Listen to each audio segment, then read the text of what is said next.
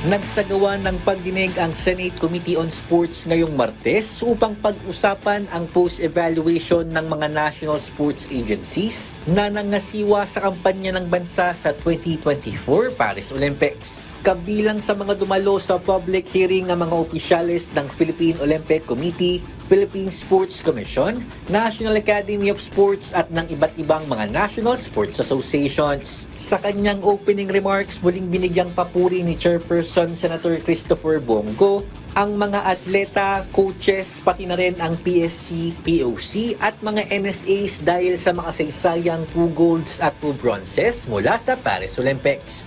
Dagdag pa ni Go, patuloy ang kanyang layunin na taasan ang budget para sa Philippine sports. First of all, I congratulate our Filipino athletes who participated and exemplified admirable dedication and perseverance in the 2024 Paris Olympics. I am so proud that we have made history as we were able to reap not only 1 medal but 4 medals in the biggest and grandest sporting event in the world. No, history po ito. Naging mainit naman ang diskusyon sa pagitan ni Senator Raffy Tulfo at National Golf Association of the Philippines Secretary General Bones Floro kaugnay ng issue sa hindi dumating na uniforme ng mga Olympic golfers na sina Bianca Pagdanganan at Dottie Ardina.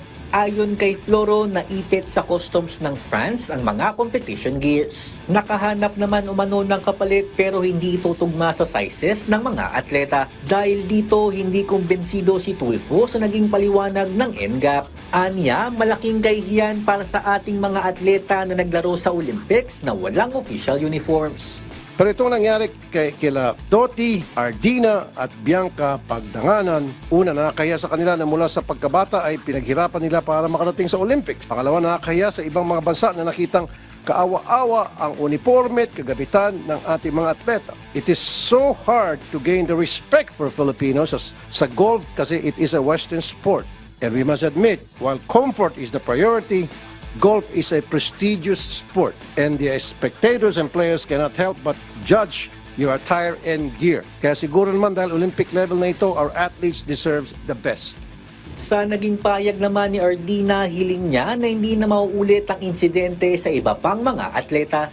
Kasi kaya din naman ako gumawa ng statement dahil yun lumabas na statement galing sa POC at NGAP. Hindi naman kasi yun ang talagang nangyari. Kaya naglabas ako para klaruhin yung pangalan ko.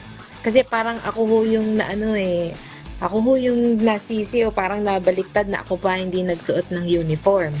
Kasi kung tutuusin nyo, hindi naman ako bibili kung hindi naman palpak yung binili nila na plan B.